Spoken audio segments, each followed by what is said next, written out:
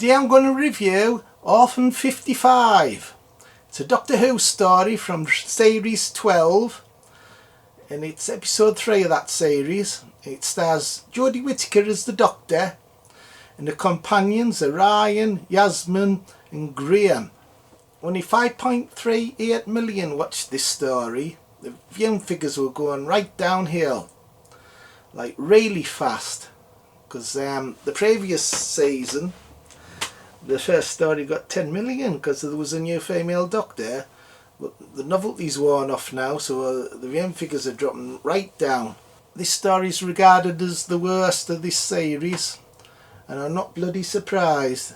Graham wins a holiday at this leisure centre. It's a bit like Butlins in space. It's this dome on this planet, and the holiday makers, all of them are inside the dome, and there's monsters outside the dome and they're killing them, and there's some really shit characters. Particularly bad's this old couple. Her husband gets killed and this old woman's shouting for him all the time throughout the story. Like every time you see her, she's shouting, Benny! Benny, where's Benny? Benny! Fucking hell. Benny! Where's fucking Benny? Stupid twat.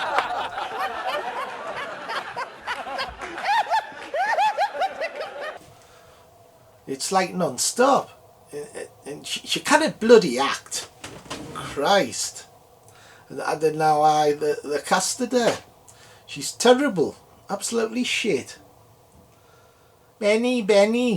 Fucking hell. Benny. Benny. Benny. Benny. Benny. Benny. Benny. Benny. Benny. Benny. Benny. Benny. Benny. Benny. Benny. Benny. Benny. Benny. He, the silly old bugger. I felt like bloody strangling the silly old sod. There's no bloody tension in the story. Like, there's a lot of running around. All these characters are running about frightened away from these monsters that look shit. Bloody rubber. They look crap. Anyway, they're running around and it's bad direction. I blame the bloody director for this. Because I found it boring. It's boring in a different way. Like, I did a review with the censor rights, a William Hartnell story, and I was going on saying that was boring. But that was boring because of 1960s production values. This has top-notch production values, but it's boring because it's so badly directed and acted. And it's characters that you don't bloody care about. Don't even bloody care about the Doctor. It's really is a bad story, this. Comedy as well, there's some bad comedy elements to it. It's hard to do comedy, especially in TV shows like Doctor Who.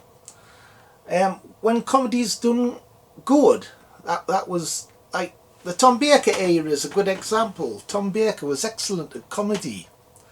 He was genuinely funny. He had some great lines and all that, and he knew how to do it. Like just what City of Death as an example.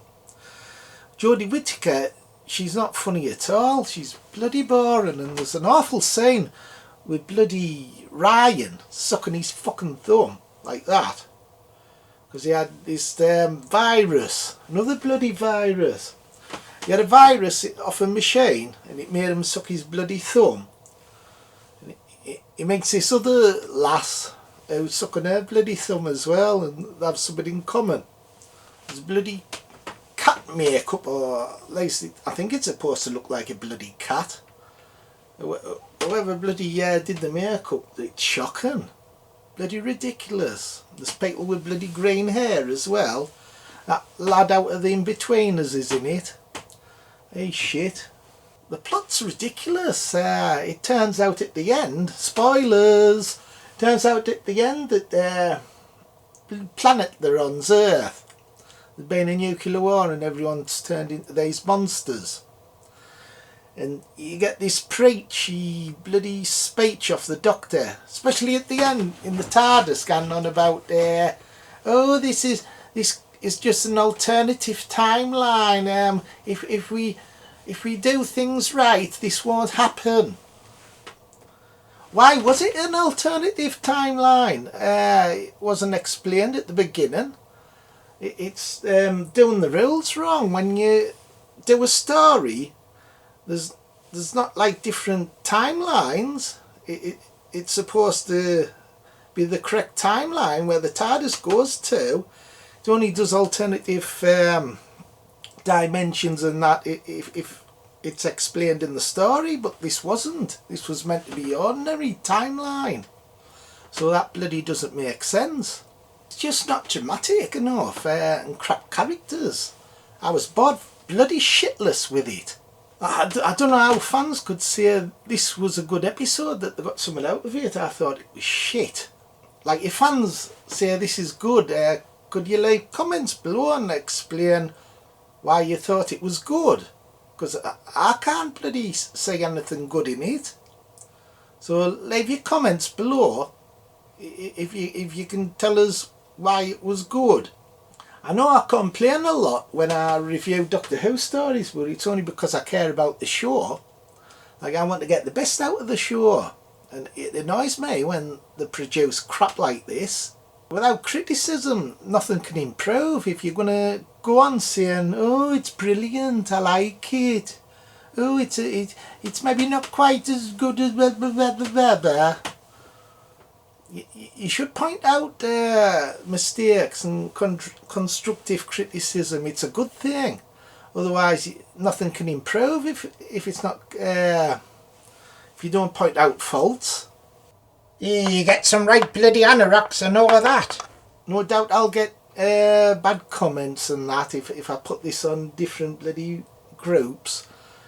You'll get the fannies saying, you mustn't be a fan of Doctor Who if you don't like this. Don't watch it then.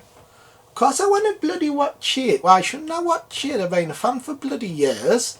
I can watch it if I fucking well want to watch it. So if you don't agree with my comments, we piss off then. If I say something I like, I'll say I like it.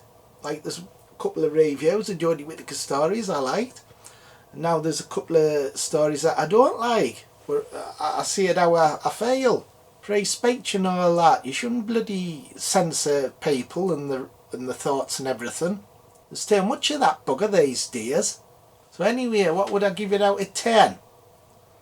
I'll be generous. I'll give it fuck all. That's what it gets, fuck all.